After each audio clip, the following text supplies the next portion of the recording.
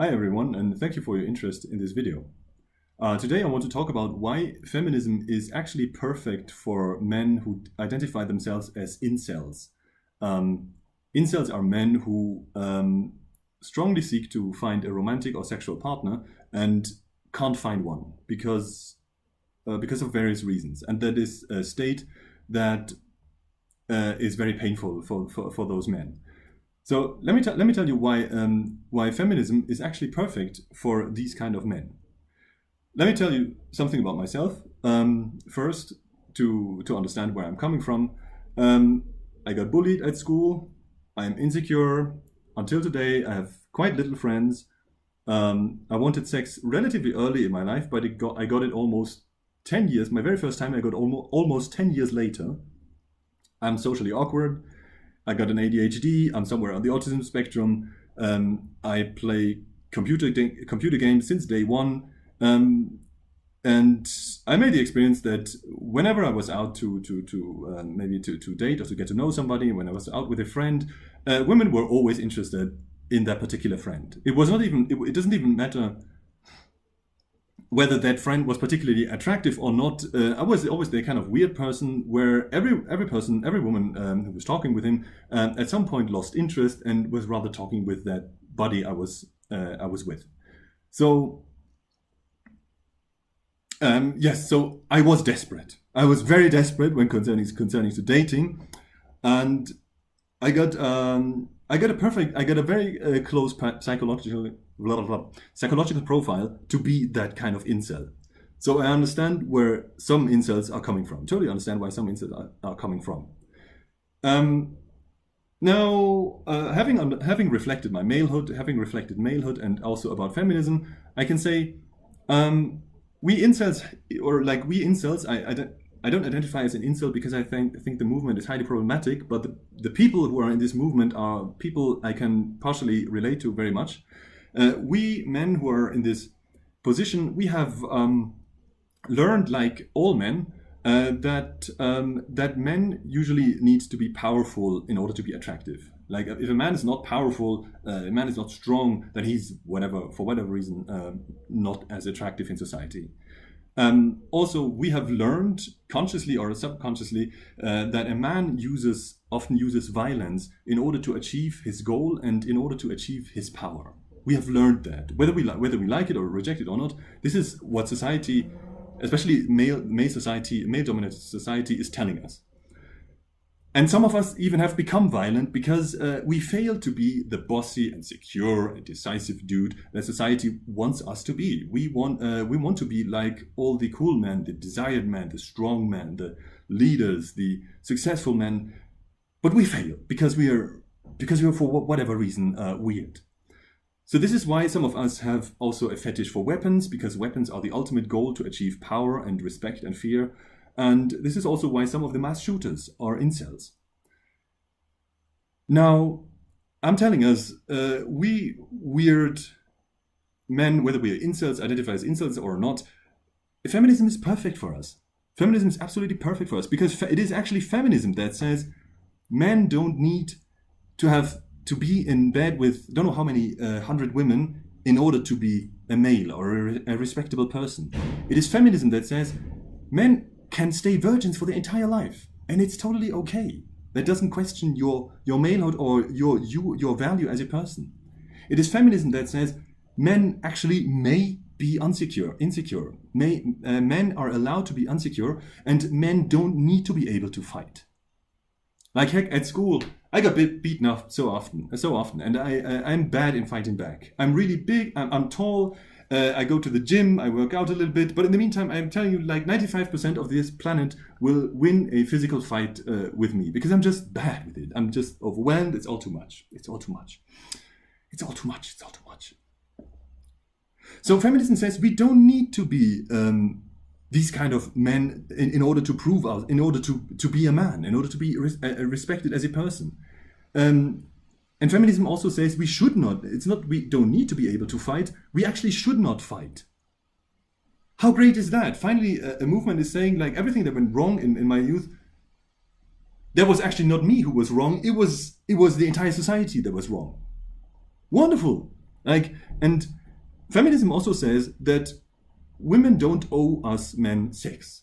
Women don't owe us sex, and that is right. That is right. They don't owe us, because I mean, imagine.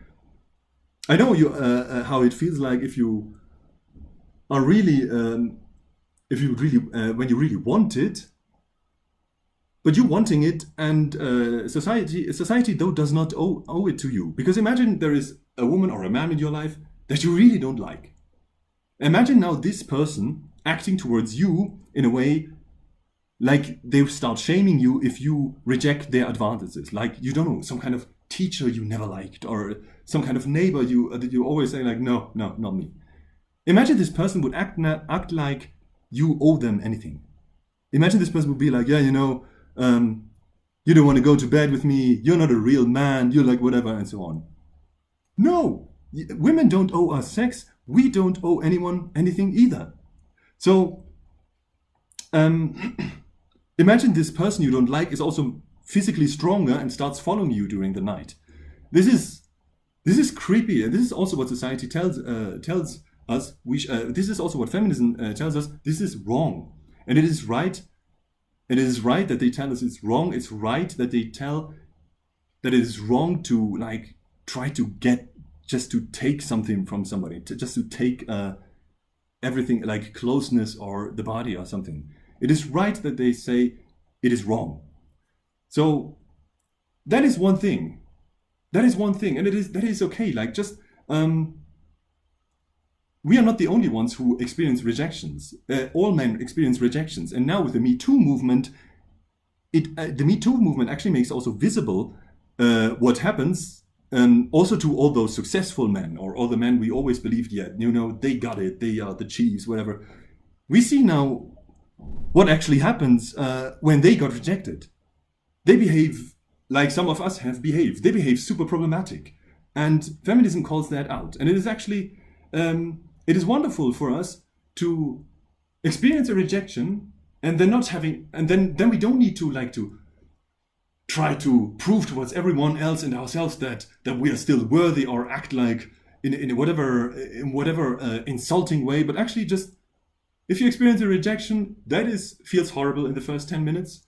But actually, if you experience a rejection and you just accept it, you will actually feel better afterwards when you haven't done anything stupid. There is another person that is just safe, and you will have learned something about yourself. So now I'm losing the point. Sorry, just a second. Yeah, feminism allows us and even empowers us to celebrate us who we are, as the weird people or the unsuccessful people, the anti-heroes that we are. And that is wonderful.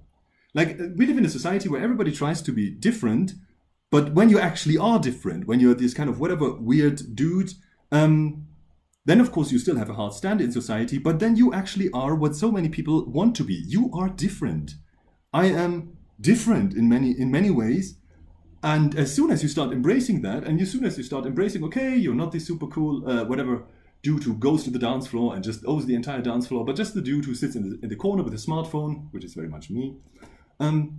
As soon as you start being comfortable with yourself, you are more relaxed, and there will be more people attracted to you. There are people now being attracted to me since I stopped chasing after a stupid and toxic malehood ideal, but since I actually celebrated my super anti-hero self. I've tried so many things in my life and I've failed so often, hilariously often, and I'm still there. I can laugh about myself, and it's okay. And suddenly people, as usual, as I started to stop looking for any attention, I suddenly start getting some attention. And now, yes, I don't know, some of the attention I actually... Okay, no, just ignore that. First of all, does feminism help you to get laid? I can tell you, sorry, no. Because this is not what it is about. It is about feminism is about not being an idiot towards women and towards other people, gender non-conforming people, towards gender non-conforming people and women, and everybody who's not a cis man. And it is not being an idiot, and it is also freeing yourself from many of the society's expectations. It's freeing yourself from those expectations, and it is that is wonderful. It is healing, and you're. How cool is it? You may be insecure, and it is okay, and you can celebrate yourself in that insecurity. I mean, how cool is it when you're, for example, in a gaming chat and you say, "Hey, dude, don't say that word. That is sexist." I mean, first, everybody in the game chat will be like, "What kind of a dude are you? Feminazi." But just make a stand and see how it heals you, and help healing other men. Help other men to be more relaxed and not as like this aggressiveness or permanent striving for power, aggressiveness, frustration that so many have in us because we are not these super successful, powerful men in society. So no, I didn't have one bit more sex in my relatively sexless life since I've committed to feminism. But the little sex I had, that was better also. It had more meaning because I'm starting also to look less for bodies and more for people, more for personalities. And that means also I don't care whether this person is now looking great in a way where I see like, yes, this is a hot woman, or this is just a woman. This is a woman where today's beauty ideals say that she's, well, for whatever reason, not beautiful, but we connect to each other, and it's wonderful. So all the incels in front of your computers or whatever, let us deconstruct toxic malehood together and make a world that does not question our malehood according to how many women we had or how secure we are or how much we're able to fight or not. Feminism is very much our tool. It's very much our tool to release us from this frustration and from this also loneliness. I'm not sure whether I'm having more friends since I committed to it, but I'm living much more peaceful, much more comfortable with myself. So all the folks, digest this and let me know what you think. Let me know what you think, because my life has been greatly changed since I started supporting feminism, and I don't know anything that has been worse since then. I'm really, no, actually not. Let me know what you think. Thank you very much. Have a good one.